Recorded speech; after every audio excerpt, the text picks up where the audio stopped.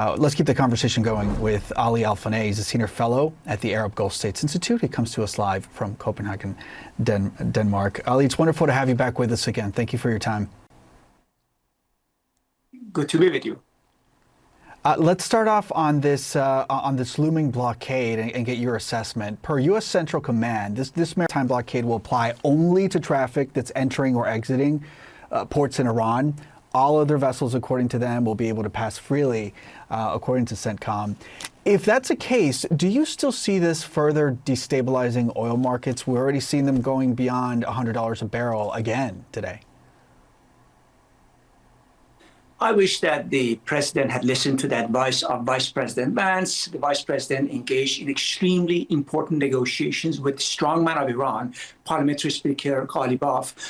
But these kind of negotiations require more time and patience. And despite many of his virtues, patience is not among the virtues of President Trump.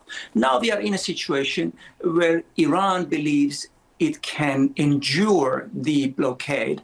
And the United States also believes it can coerce the Islamic Republic to give concessions at the negotiation table. Now, it is very difficult for the oil market to try to understand the implications of the blockade. And we are also not knowing for the time being, what will happen to third countries such as India and China. So it's a very, very tense moment also for the markets.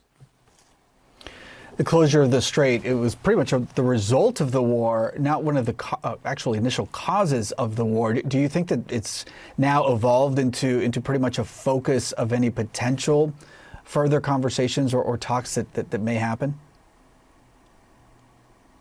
Absolutely, and this also shows the wrong approach of President Trump.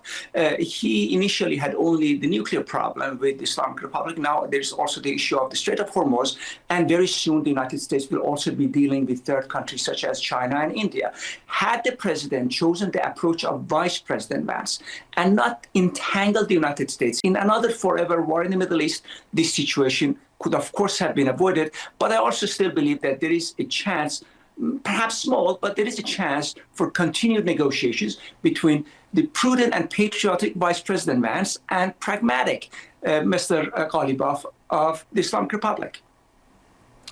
Ali, even though the last or the previous attempt at peace failed in Pakistan over the weekend, the president maintains that ceasefire, it's still holds, it's still in place, so that potentially leaves the window open for any further discussions. Do you see both sides returning to the negotiating table in the next week and a half or so? I certainly hope. And President Trump has also in the past demonstrated flexibility, and he has managed to maneuver in very difficult circumstances. At times, his threats were just tactical, but it remains to be seen.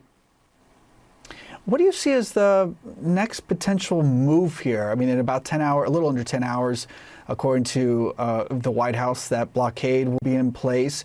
Iran doesn't really see that as a threat, apparently, based on what we've heard from members of their government. What I'm expecting is Iran threatening to activate the Yemeni Ansar Allah, also known as the Houthis. The Houthi movement could retaliate by closure of the Bab el-Mandeb Strait. That would be an escalation on the Iranian side. And therefore, I'm also hoping that the United States will be very prudent in its approach to the Islamic Republic. And I genuinely hope that both parties return to the negotiation table and continue the very important conversation and negotiations that Vice President Vance and Mr. Qalibaf were engaged in. Yeah, the future of global markets, not to mention the millions of people in the Middle East certainly depending on that. So we certainly hope your lips to God's ears on that. It's also incredible how fast this has evolved. I mean, I feel like you and I were speaking about the possibility of military deployments just a couple of weeks ago.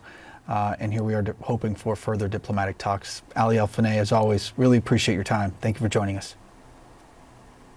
Thank you.